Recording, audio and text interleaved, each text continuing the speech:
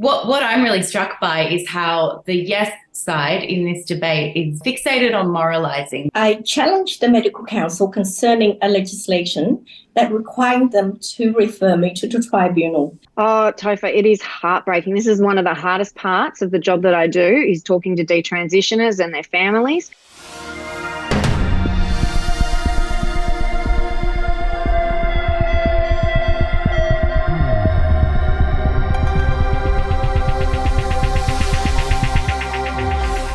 Welcome to the Aussie Wire News. As I mentioned last week, I'll no longer be doing an editorial in Thursday's episodes of the Aussie Wire News. That's to make time in my schedule to be able to work on some other even better content that you'll see coming out regularly before the end of the year. Editorials will still be a feature of every Tuesday's episode of the Aussie Wire News as normal. Before we get to the news, please remember to like, subscribe, ensure notifications are turned on, and if you'd like to support the Aussie Wire as we bring you truth, freedom and hope, then please become an insider at theaussiewire.locals.com/support. The link is in the description. Now, without further ado, here is the news. Well, here at the Aussie Wire, we enjoy fact-checking the fact-checkers, and we've stumbled across an Australian who's particularly talented at doing that. She's become a regular here on the Aussie Wire, and that is none other than Rebekah Barnett. We welcome her back to the Aussie Wire. Welcome, Rebekah. Thank you for joining us.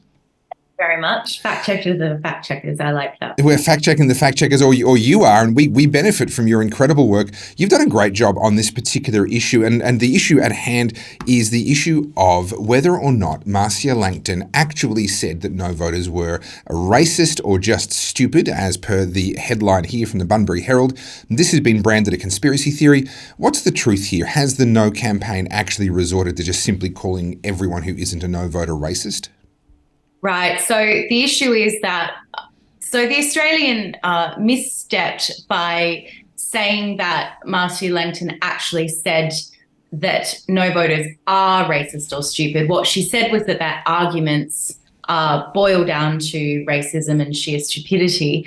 Then, off the back of that slight, I would say that misstep in reporting, other media rushed in to say that's not really what she said, and you're just taking it out of context. She never said that.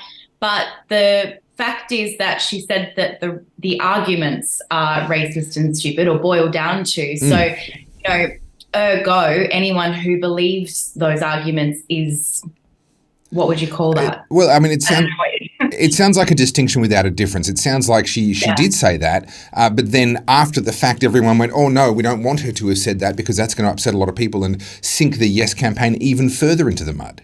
Yeah, and then within 24 hours, another video surfaced of her actually accusing at least 20% of Australians of spewing racism, and I think you want to play that. Yeah, let's jump to that video. The surge of racist nonsense is confined to a minority of Australians. Ordinary Australians are thinking, yes, of course I'm voting for the Voice, and that would be, say 48, 49%. Then there's the hard no voters, and I'm hoping that they're about 20%, and they're the ones who are spewing the racism. Now, this is really interesting to me, and I appreciate this. This is all your work here, and we'll be putting the link to your blog post into the show notes here so that people can go directly to that. There's so much more in this article that you've put together. But one of the things that I really appreciate about this is in 1969, we had a referendum where 91% of Australia's population voted in support of removing the distinction between Indigenous Australians and non-Indigenous Australians in our Constitution. So what Marcia Langton is claiming here is that the amount of racism since 1969 has doubled in this country at least. Yeah, and of course the no voters are now, according to polling, well over, the hard no voters, well over 30%. So we're talking about a third of the country, in her estimation, spewing racism. So that's pretty heavy. And of course the conversation that ensued with media on the right saying, how dare you call people racist? We're not all racist. And media on the left saying, actually, you're all racist. And racism is a huge problem, and racism. So I think what it flagged to me is that we probably due for a national conversation about what racism is. What is Marcia Langton referring to when she says that all the hard no voters as a group are spewing racism. What does she think that means? Because I think a lot of Australians aren't resonating with what she thinks that means. And the bottom line is, what I'm really struck by is how the yes side in this debate is very fixated on moralizing. Well, she said it because you are racist, and we should be able to call racists racists. And, this is a moment for introspection about how racist we all are. But the bottom line is they need to win, and they're not focusing on that, I don't think. I think they're focusing on being right and moralizing, and in the process of doing so are alienating the people that they need to win over. And that's what the polls are showing us. Well, let's just add to our list of things to do as a nation, defining racism. We'll do that right after we've figured out what a woman is. We'll get to that, and right after that. So what I do want to do before we finish this is actually cut to the chase of precisely what she did say, and you do cover this in your wonderful blog. I want to quote here. This is exactly the words that came out of her mouth, according to the Bunbury Herald, as a direct quote from Marcia Langton. Every time the no case raise their arguments, if you start pulling it apart, you get down to base racism. I'm sorry to say that's where it lands, or sheer stupidity. It's a pretty clear-cut statement. She goes on, though, and I'd love to get your thoughts on this. She goes on to say, if you look at any reputable fact checker, every one of them says the no case is substantially false. They are lying to you. Given what we know about fact checkers, this just seems like an incredible lack of self-awareness. Yeah, it's a pretty stunning statement, given that the RMIT Fact Lab was suspended off the back of a scandal where they were heavily biased. They were pretty much only, I think there were a handful of times where they fact-checked the yes side, but they were predominantly fact-checking the no side. They were getting actual facts wrong. They were basically running interference for yes. They were acting as activists, dressed up as fact-checkers. Yeah. So, to make a statement, every reputable fact checker says, it just... I'm not sure that there are any reputable fact checkers left. That's the point. And so actually the statement that she made came directly off a question. The question, I'll paraphrase, it was something like, if the voice wins, will it lead to compensation for Aboriginal Australians? Now, Marcia Langton's statement that the argument boiled down to base racism and sheer stupidity was in response to that question, which is pretty stunning, because in the voice documents, it states explicitly, and I've put that in my article and I've screenshotted it from the documents, that the voice is to facilitate treaty. And we've got Professor Megan Davis, who's a voice architect, publicly stating that treaty involves reparations, it involves distribution of resources, including land and money. So these are statements, the idea that the voice would lead to treaty, lead to compensation, is based in documentation and statements from the proponents of the voice. So to suggest that boils down to base racism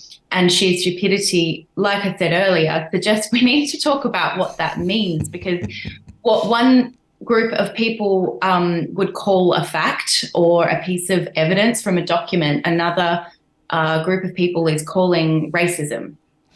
Well, so it's just we're having a real disjuncture over just agreeing on what facts are or what is reality. We need to.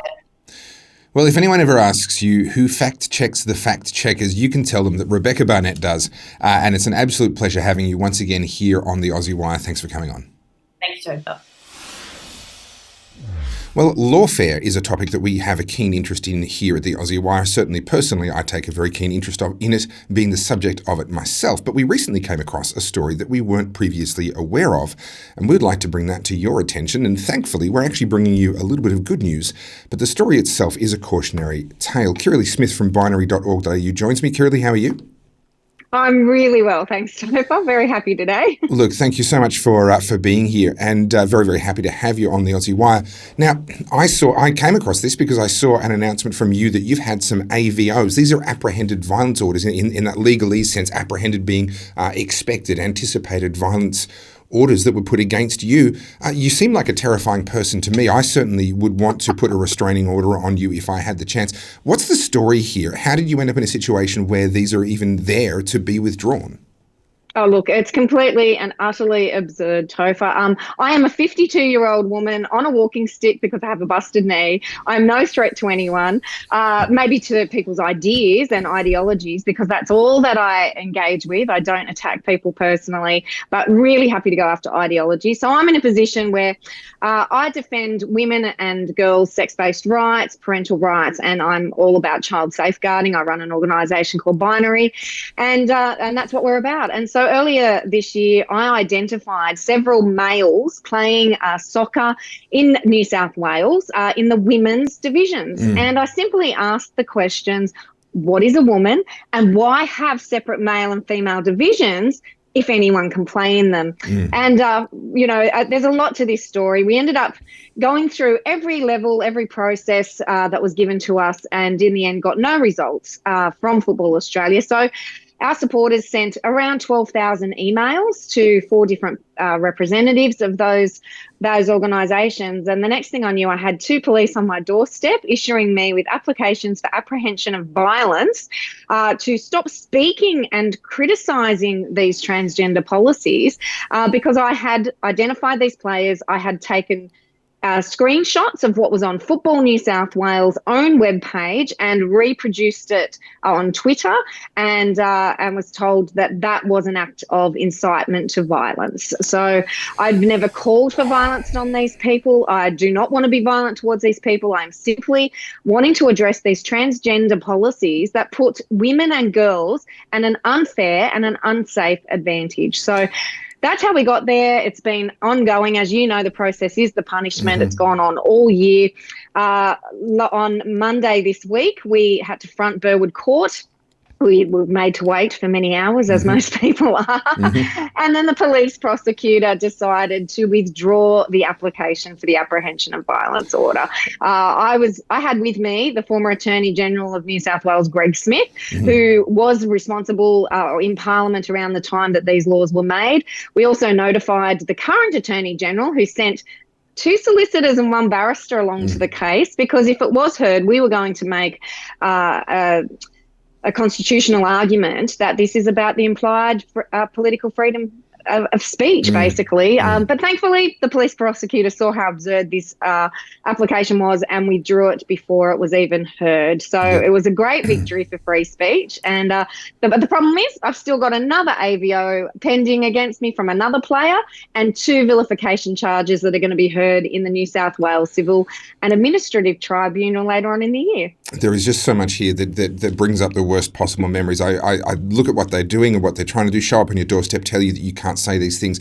Very reminiscent of what they did to Monica Smith, showing up on her doorstep, well, pulling her over, arresting her and applying bail conditions that were specifically designed to gag her. Take down your political party. Stop being in opposition. You may not speak in opposition. This is very, very concerning level of lawfare that we're seeing here now on this issue as well. The use of incitement type charges, that's exactly the charges that I'm still fighting to this day because of my role in asking people to stand up for their human rights during the Victorian lockdowns. To say that you're inciting to violence simply because you're calling out a specific situation that involves specific players, you're using those players to illustrate the point that you're trying to make. That is not a call to violence at all. What I do want to do is just quickly bring up here, I want to bring up here, this is from the Library of New South Wales, Apprehended Violence Orders. An apprehended violence order, AVO, is a court order that aims to protect a person by restricting or prohibiting another person's behaviour. It goes on to give detail around the sorts of behaviours that they're concerned about. And they're almost exclusively violent. Nowhere in there are they saying that an AVO should be used to protect people against words. And anyone, we've got this idea at the moment. Sorry, I've got fat finger trouble this morning. We've got this idea at the moment that words are violence, but personally, I've never been punched in the pronoun. Does this concern you? Does this concern you to see the way that we're literally using the courts to gag people?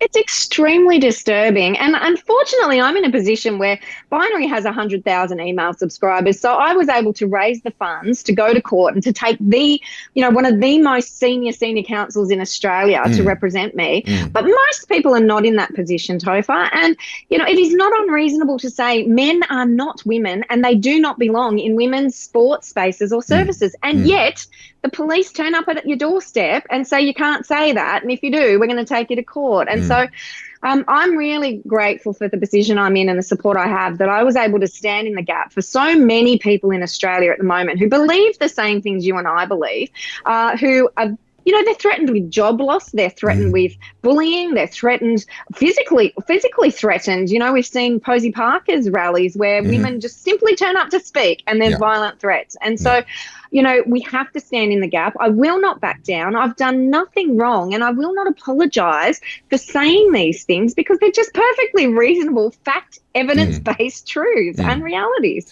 Look, I'm going to take this opportunity to promote Binary. If they want to try and shut you down, I'm going to try and promote what you do. This is the website here, binary.org.au, protecting children, supporting parents and defending truth. I think it's a great précis of what it is that you do. Now, you've been holding a number of events. In particular, I'd like to draw attention to the Why Can't Women Speak About Sex events. People can actually watch speeches from the Canberra event on your website. It's about to click through to there now. Who's on this list? Who can people hear? Oh, look, amazing women like Moira Deeming from Victoria. She's outstanding. We have Catherine Deeves, Sal Grover, who's before the federal court fighting the similar fights, Councillor Louise Elliott from Tasmania, who's facing vilification charges like I am. We've got Angie Jones, Jasmine Sussex, Dr. Gillian Spencer, the amazing doctor from Brisbane who's been stood down. So there's 9 of us all together. We've spoken at New South Wales Parliament House and at Canberra Parliament House, and you can watch all of those speeches. And we will be going to Victoria, Brisbane, Tasmania, and the rest of Australia over the coming months and over the next year. Yeah, brilliant. Well, look, I'll be keeping an eye on your schedule and hoping to be able to attend one of those events in person. In the meantime, people can go to binary.org.au and watch those speeches there. I also noticed that you've got a section there dedicated to detransitioners' stories. And talk about deplatforming. Detransitioners are definitely deplatformed at the moment. They're not allowed to exist, and I've had people point blank tell me that they don't exist. There is no one detransitioning. It's a myth from the extreme right, the intolerant, transphobic right. What's the reality? Oh, Topher, it is heartbreaking. This is one of the hardest parts of the job that I do, is talking to detransitioners and their families, and of course children. But detransitioners are very real, and they're facing the most horrendous futures because they've been sold a lie to become a lifelong medical patient where, girls have side effects like male pattern baldness, facial hair, lowered voice, atrophied wombs, sterility. They won't be able to breastfeed if they've had mastectomies. Boys who go through this process are sold the lie. They become impotent. They will never have a sexual function or orgasm. They will also be sterile. The issues that these detransitioners face, they had gender dysphoria. They were genuinely, had an issue that needed compassion and health care, but instead they were sold lies that they could change their sex, which nobody on earth can ever change their sex. It's just appropriation, it's pretend, it's imitation. And then when they've realised, hang on a minute, this is not addressing the issues, the underlying issues such as the autism, the trauma, the abuse, or whatever it is that's led to this point, now they're also left with very, very serious physical and emotional scars that probably won't heal. They need a lot of support.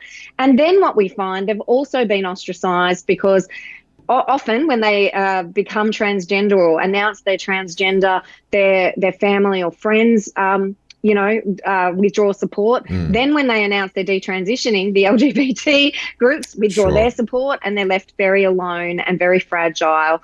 And Topher, I speak to so many, and so many don't want their stories told because they're so raw. It's still, such a difficult part, but some are very brave and speaking out on behalf of others. In America, Chloe Cole, of course, is very well known and she articulates the issues very well. But we have many here in Australia. The Channel 7 Spotlight program did a great job of interviewing a couple, but there are many, many more. And it's important that their stories are not only told but heard. And the politicians in our state and federal parliament need to hear these stories. And we hope to be taking some of those people in person to confront the politicians and to ask them what are they going to do about it.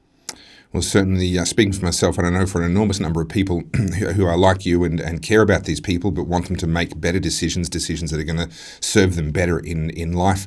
And harking back actually to my teenage years, I remember there was he'd become a pastor. There was someone an American who had transitioned to try and become a woman, realised that he'd made a mistake and then resumed his God-given identity as a man and was now speaking and preaching. And I went and heard him. And he was still very effeminate. He certainly still had the effect of a lot of the hormones that he'd taken, etc.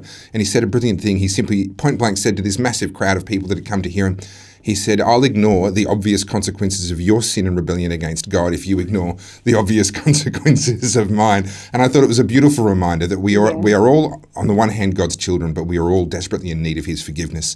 And that might look different for each of us, but certainly forgiveness is there. And I would be very happy to support Binary and to help you in your work, because I think you're reaching people that, like you say, are falling through the cracks and are just not being supported elsewhere. Kirralie Smith from binary.org.au. It's been a pleasure. Thank you for coming on the Aussie Wire. Thank you so much for having me, Topher. Well, here at the Aussie Wire, we've been following the story of a number of different suspended doctors, each of them suspended for different reasons, and we have an update today from suspended Dr My Le Trinh. My Le, thank you so much for joining us on the Aussie Wire once again. Thank you, Topher, for having me. Now, I've been following your Twitter with some interest because your saga, if I can be so bold as to call it that, the saga of what's happened with you, the suspension, the judgment, your efforts to get the judgment has really dragged on, and it's a classic case of the process really being the punishment. Last time we spoke, you were trying to extract a judgment regarding your case from the powers that be. Can you bring us up to speed? What were you waiting for? Why was it important that you get it? And what's happened now? Yes, so I challenged the Medical Council concerning a legislation that required them to refer me to the tribunal. And why that is important is that it allows me a judicial process that is fair and just, and that wasn't enforced. Legislation was not enforced by the by the Medical Council, and I seek to have a judicial review. I lodge a lawsuit against the Medical Council before the tribunal, and they dismiss my case. So I appealed it to the Court of Appeal, and that matter was waiting to be heard in March of 23.